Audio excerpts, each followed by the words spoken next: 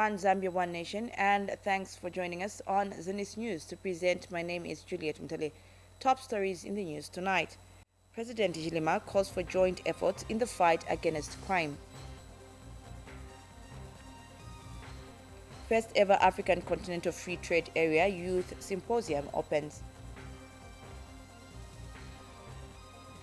Over 400 CDF projects completed in Eastern Province.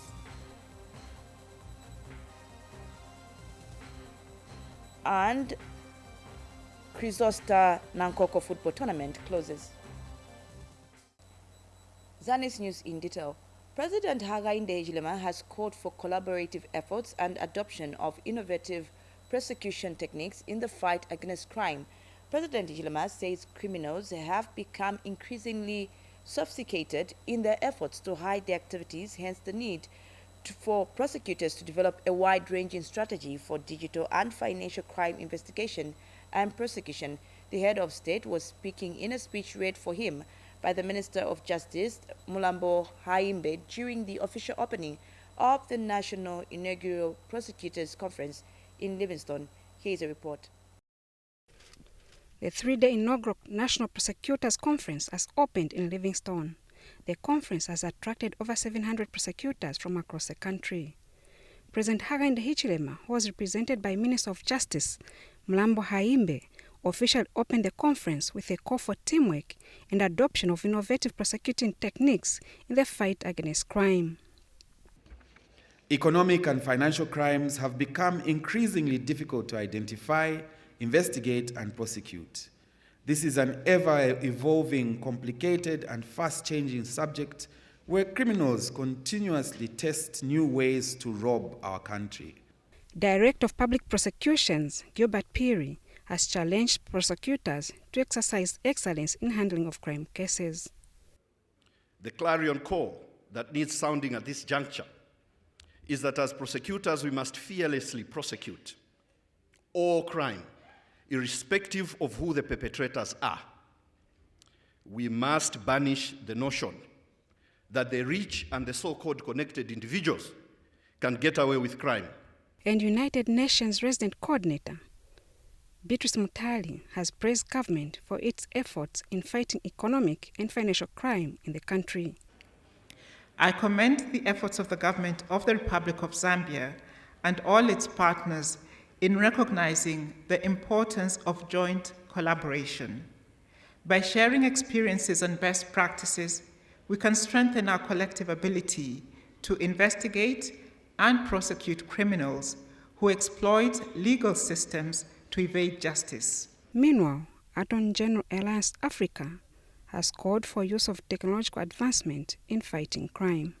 Indeed, in Zambia, the total estimated average loss from illicit financial flows between 2012 and 2022 was 248 billion Zambian kwacha, equivalent to $14.6 billion US, according to the report on the effects of illicit financial flows on the budget and its sustainability for the second session of the 13th Zambian National Assembly.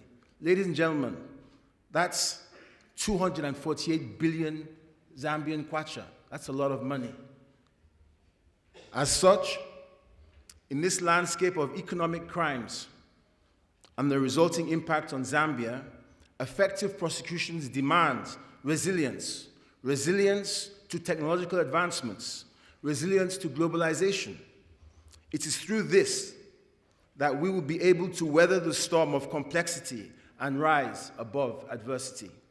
The conference also saw the launch of the Zambia Criminal Law Journal, aimed at building knowledge in the administration of criminal law among prosecutors. Precious Mwemba, Zanis News, Livingstone. The National Assembly has paid gratitude to the media, saying it plays a pivotal role in linking Parliament to communities in constituencies. Speaker of the National Assembly, Nelly Moti, says the media, as a fourth estate, also informs electorates on how leaders they have sent to Parliament represent them. Zanis reports that the Speaker said this during a media breakfast meeting in Lusaka today. Mrs. Miti Muti observed that the media is one of the most important actors involved in helping the public enjoy their rights by knowing what their representatives are doing. She noted that the National Assembly formulated the National Assembly of Zambia Strategic Plan for 2022 to 2026, which in Pillar 2 aspires to enhance public participation in parliamentary activities and improve public perceptions of the National Assembly. Speaking at the same event, National Assembly Acting Clerk Roy Ngulube says the aim of the media briefing, sponsored by the European Union, was meant to enhance collaboration between the media and the National Assembly. Mr. Ngulube says the National Assembly is committed to ensure that a good relationship continues to exist between Parliament and the media. As the fourth pillar of democracy, the media plays the vital role of linking Parliament to constituents and vice versa. The media is one of the most important actors involved in helping public enjoy the right to know what their representatives are doing. I recognize that the media has the ability to act as a social barometer, channeling information to parliamentarians about public perceptions and opinions on innumerable issues Parliament must consider. Distinguished guests, ladies and gentlemen, from the foregoing, I am convinced that the media in today's society is a necessary tool for shaping desirable values, beliefs, and behaviors of citizens. On that premise, Parliament has placed a premium on the media as a reliable partner for realizing our communication needs. Allow me to recognize and appreciate the European Union for the financial support rendered to the National Assembly of Zambia, which has made it possible, in fact, to have this media breakfast this morning. Madam Speaker, that there cannot be accountability and transparency without the media. To this effect, the National Assembly has long recognized and acknowledged the pivotal role played by the media in any democratic dispensation. It is in view of the foregoing, Madam Speaker and colleagues, that this media breakfast has been organized to strengthen our relationship with media houses in line with the National Assembly of Zambia 2022 and 2026 communication strategy. In other news, Civil Society for Poverty Reduction Southern Province Chairperson Collins Mumba says strong youth participation in national matters will help build a future generation of responsible leaders. Mr. Mumba was speaking during the selection of youths that will spearhead the youth participation in public dirt management discussions. Details in this report. Calls for every citizen to participate in dirt management discussions are getting louder with various stakeholders involved. The Civil Society for Poverty Reduction, CSPR, is also championing the cause and now implementing a project that is aimed at amplifying youth voices in public dirt management.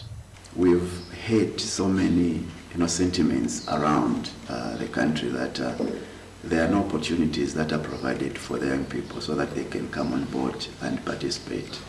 And so CSPR has actually started walking the talk by providing for these platforms. And so we hope that at the end of the day, those positive decisions that have been held for a long time would be brought on the table, where when duty bearers sit, the youth voice will also be part of the table. And so the project will actually run for 2 years. Youth participation in such important national issues is key in building a future generation of responsible leaders. By bringing the youths on board, we want them to inculcate this in their fellow young people so that they understand the prudence in the management of national resources. At the end of the day, if we are to entail ourselves in future, then it means we would have provided for means and ways of managing the resources, the little resources that come our way. Selected youths are eager to add their voices to public dirt management. I think I would use my voice as a platform to sensitize my fellow youths on public debt management, how youths can be engaged at every policy level in terms of decision making. Because I feel for a long time a lot of youths have been sidelined when it comes to decision making processes, and yet the consequences are seen and felt by almost everyone. Wakneros Dali, Zanis, in Choma District, Southern Province. And in Northern Province Minister Leonard Mbao has revealed that the province has received over 500 health center kits for distribution to all health facilities. Mr. Mbao said the coming of the kits has cautioned the challenges of shortage of drugs that health centers were facing. The minister said this when he witnessed the donation of assorted items to the neonatal intensive care unit at Kasama General Hospital by the National Service and Credit Bank, NATSEF. Here are the details. Reducing maternal and neonatal mortality has remained a key priority for the Zambian government. This is done by delivering various interventions, especially in rural and marginalized communities.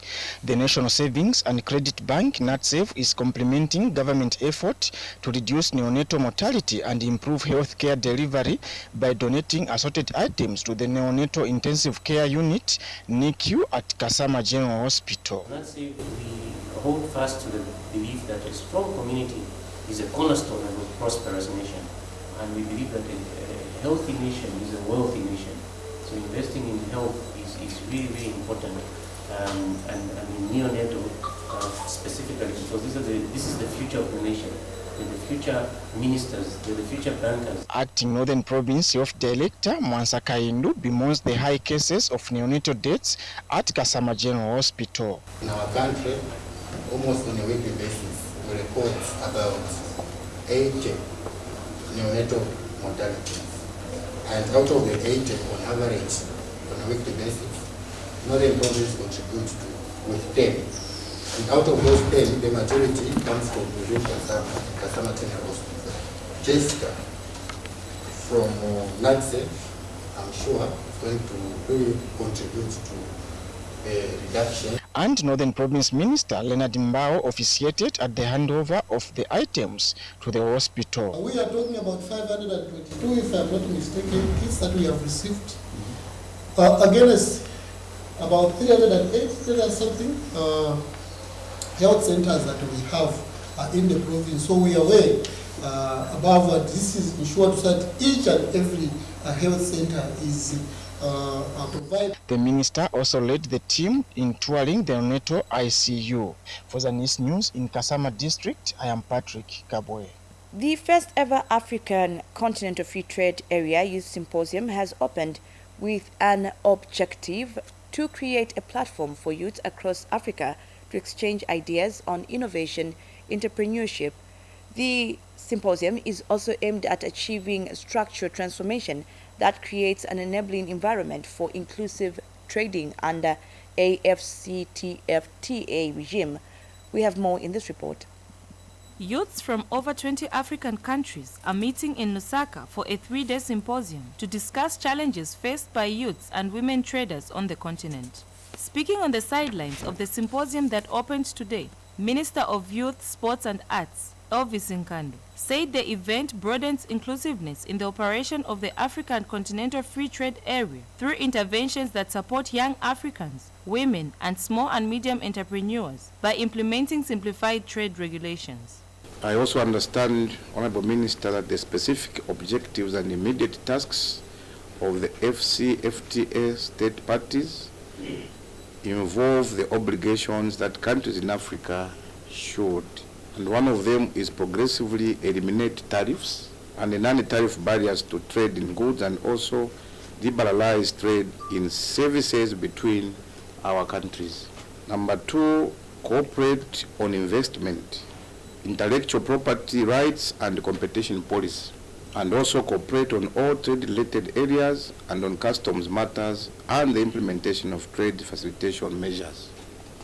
I also understand, Honourable Minister, that the AfCFTA protocols mentioned above have to be negotiated and ratified by state parties through Parliament and the constitutions of our countries before implementation. Also present was Congo-Brazzaville Minister of Youth and Sports, who said that his country is ready to discuss opportunities for the young people on the continent to thrive. We are very happy and very keen to sit together and to exchange, to share our experience, because we strongly believe that cooperation between African countries is the most and the important way we have to follow if we want our youth to get where we want them to be. Earlier, Ministry of Commerce, Trade and Industry Permanent Secretary Lillian Bwalia highlighted unemployment challenges on the continent. Youthful populations have the potential to create a demographic divide and boost economic development. However, our continent continues to have the highest unemployment levels in the world, a factor that is negatively impacting on our quest to develop our economies. I stand here with great optimism and enthusiasm as well as we gather to discuss the topic of immense importance, which is defining and understanding the AFCFTA, the new era for trade. The symposium is being held under the theme, Igniting the Future for Youth in Trade. Bope Sendo for Zanis in Lusaka. Lusaka Province Permanent Secretary Robert Kamalata has appealed to the small-scale farmers in the province to continue taking their maize to scale to the Food Reserve Agency, FRA. Mr. Kamalata made the appeal in Lusaka today when he addressed the Provincial Food Task Force comprising the Provincial Joint Operations Committee, agriculture staff and FRA officials. He says the province still has enough storage sheds for the grain currently being purchased by FRA. He further adds that the farmers with more than 800 by 50 kilogram bags of maize, which they intend to sell to the agency, should notify FRA and wait from home, as FRA will follow them and buy right from their doorstep. Mr. Kamarata states that government has enough money to pay the farmers once they deliver their maize to FRA sheds. The Provincial Permanent Secretary also appealed to the FRA depot clerks to be professional in their conduct and ensure that no farmer who brings in maize for sale is taken away. The FRA commenced the maize purchasing exercise in July this year, with Rufunsa district in Lusaka province already recording the highest purchases in the province with over 10 million kwacha by last week. We wish to advise our farmers in the province to take advantage of the floor price of maize that the government has given them. And not previously it was as low as 60 kwacha, 80 kwacha. But with the coming in of the new Dom government, the price has been increased to 280 kwacha per bag for 50 kg of maize. So we are urging our farmers in the province to take advantage of this. And more so, the marketing season is still on, I presume, and we are urging farmers that have not sold their maize to take advantage and go to our satellite depots to sell their maize.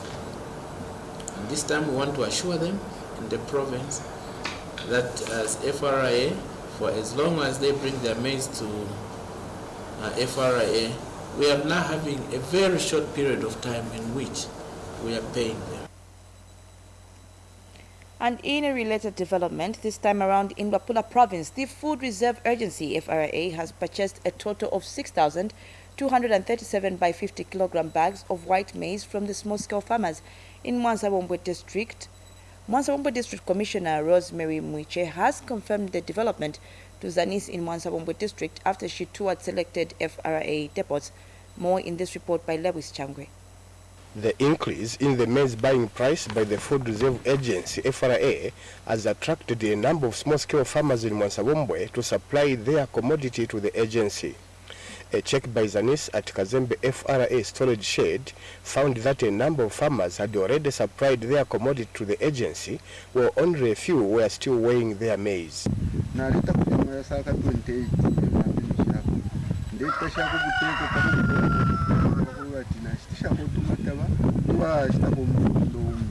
And Masabombo District Commissioner Rosemary Mwiche also conducted a spot check on selected depots. So far, we have managed to buy 60,237 bags of maize, and we are expecting more to be coming because some farmers are still harvesting.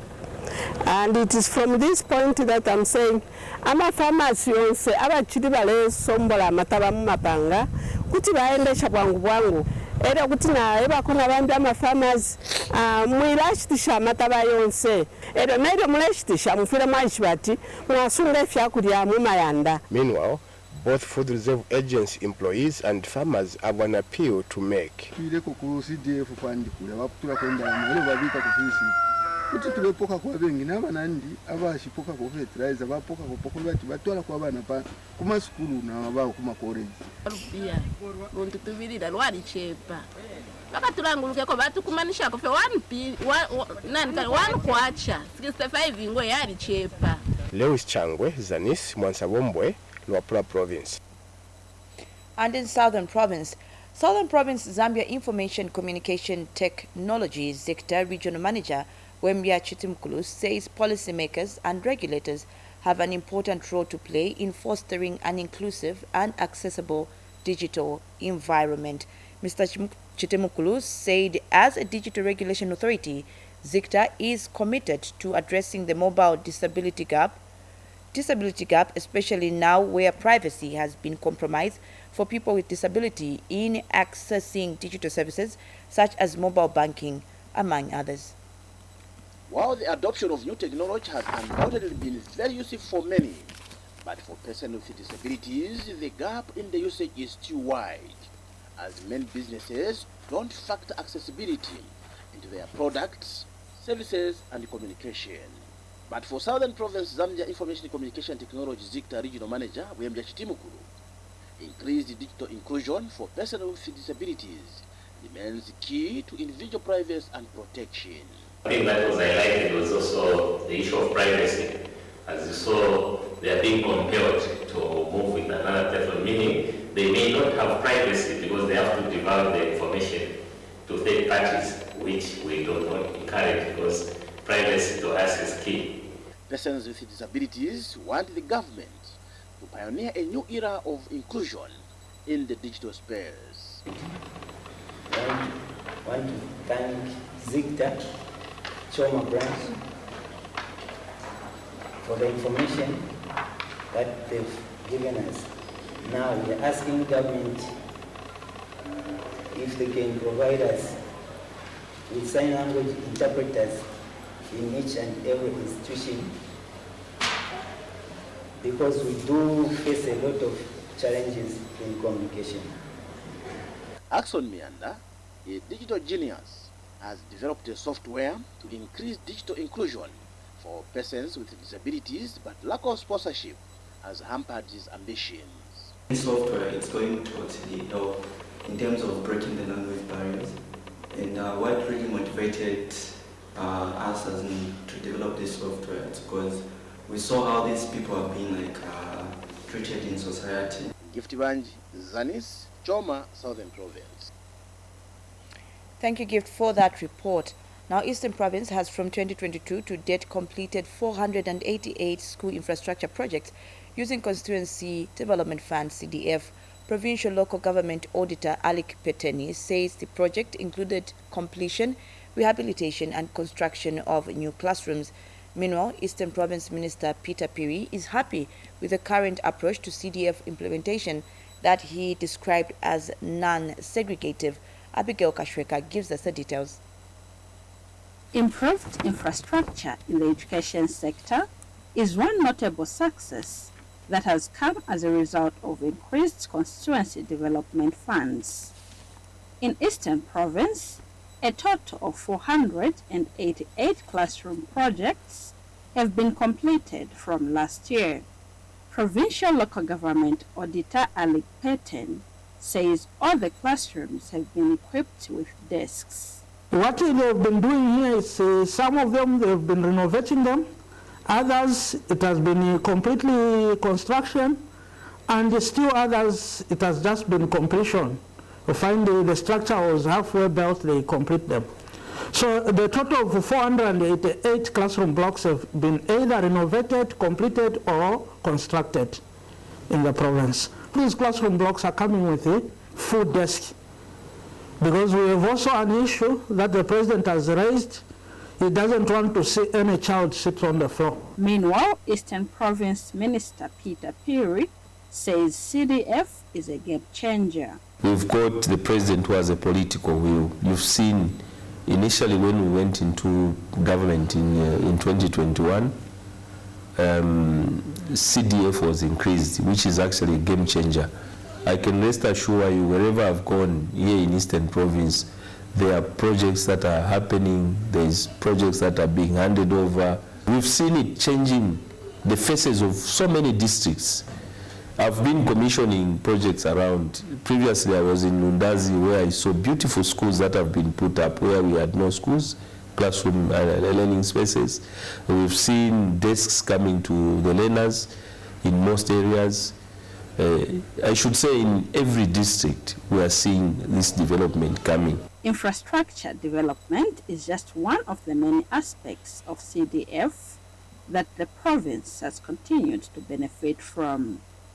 Abigail Kashwaika, Zanis, in Chipata. The Mbala Municipal Council has procured a grader at a cost of over 2 million kwacha using the 2023 Constituency Development Fund CDF allocation. Mbala Member of Parliament Njavwa Simtowe said the procurement of the equipment marks a strategic allocation of resources to prioritize the betterment of the constituency. Details in this report.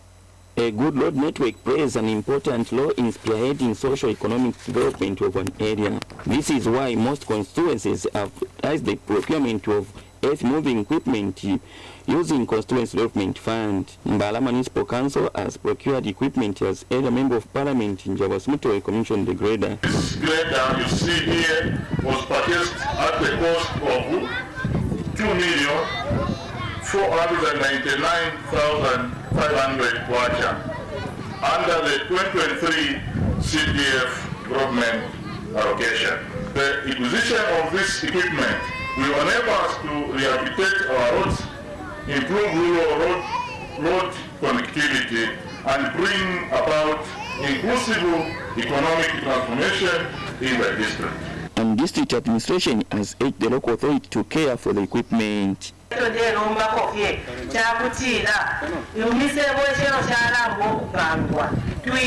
abashuba bamoni moni mokula banaka shiringire ukushuba mateyo mkwaya babali ntemba yanti dabaze shepo nero waishi badokya padapa ntemba waitere tawaita mulingira no kuikala isirigo ulete moto akushupa shupa kwa bati utwalo buyadachi wa mumbala kunu mashule rufyanya bose tuchipokelele tushite develop Mbala bose pamo ngabena.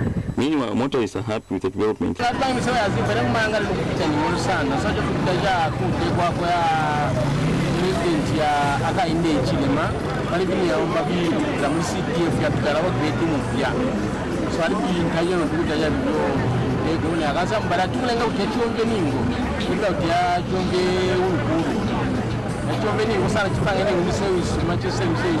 Lewis Mwaba reporting.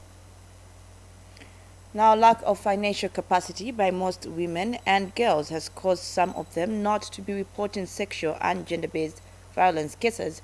The situation has also seen some wanting to withdraw such cases once they are reported to the law enforcement institutions.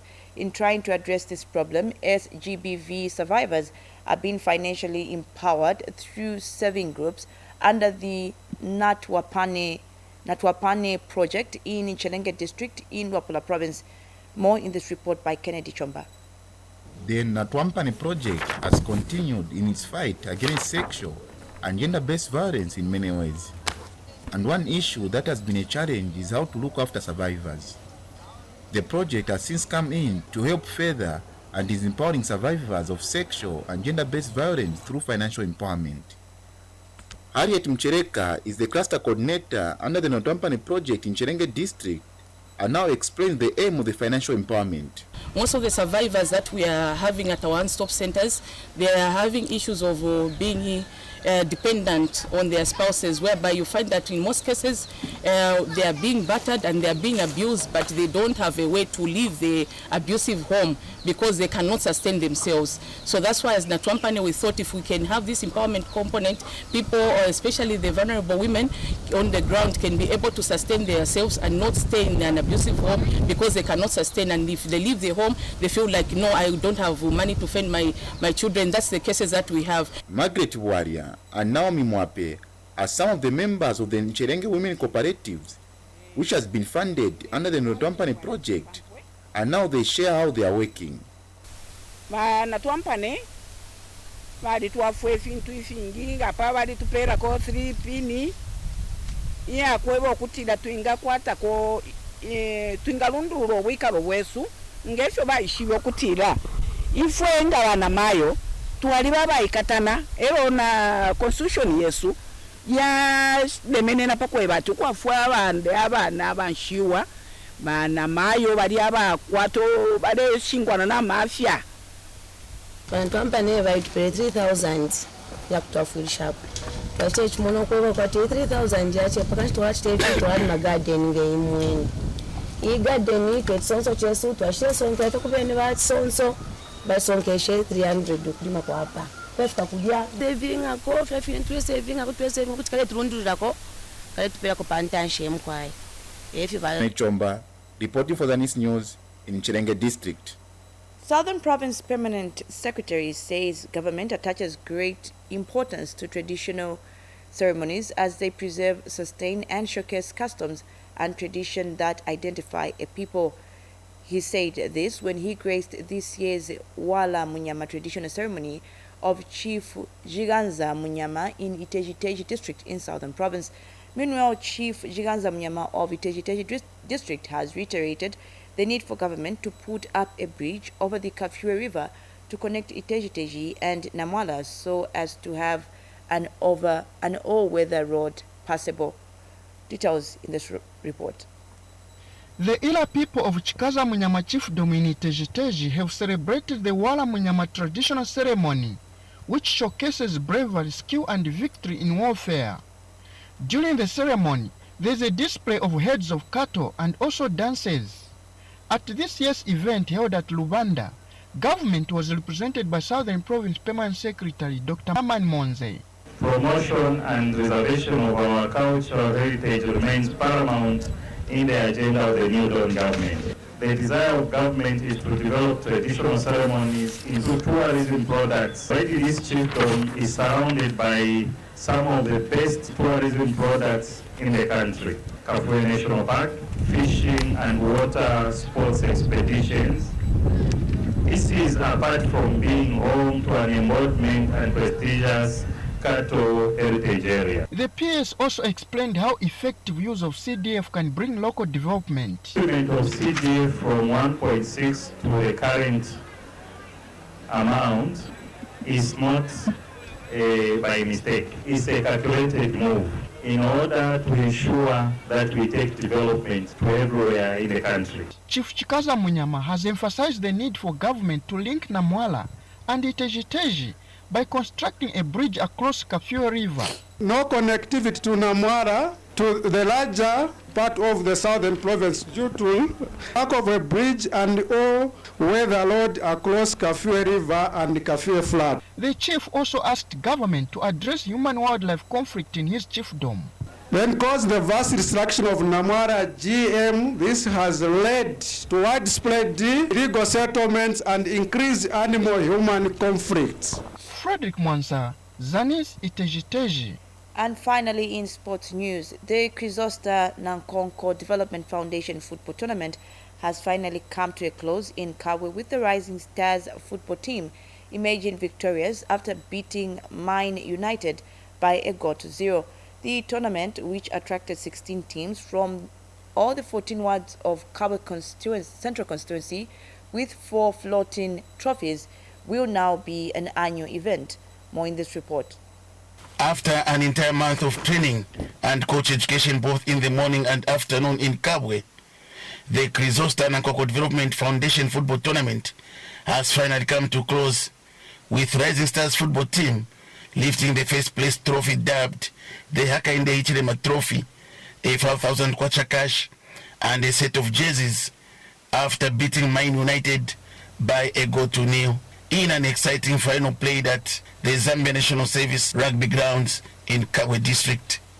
The runners-up Mine United got away with Anderson Mazoka Trophy, 3,200 kwacha cash and a set of jerseys, while third place Rwangwa Stars got away with a Chrysosta Piri Trophy, a set of jerseys and 3,000 kwacha cash. And fourth placed Amasoka football team got away with 1,000 kwacha cash, a set of jerseys. In the girls football, Chases Queens got the first place trophy after beating Kohima Queens by 2 goals to nil. The games, which attracted 18 teams in Kabwe Central constituents, was officially opened by Kabwe Central Member of Parliament Chrysosta Piri. There is no doubt that sports play a pivotal role in promoting physical fitness, social interaction, and mental well-being. Sport is a tool for development and helps people to learn how to set and achieve goals through discipline and hard work. Football Association of Zambia FAS Provincial Chairperson Charles Pole encouraged participants not to underestimate tournaments that are organized. All the players that were playing, you should not underestimate this tournament and any other opportunity that might come in future, because you might not know when you'll be chosen to go to the national team. It might be through this tournament and many others that might help you. Daniel Billy for Zanis Sports in Kabwe District, Central Province. As we end the news, we recap on the headlines. President Hichilema calls for joint efforts in the fight against crime. First ever African Continental Free Trade Area Youth Symposium opens. Over 400 CDF projects completed in Eastern Province.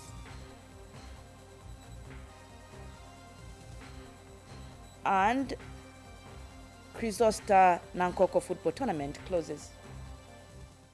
Thank you so much for staying with us. Now remember, we are one Zambia, one nation. On behalf of the Zanis production team, my name is Juliet Ntele, saying bye-bye and enjoy the rest of the programming.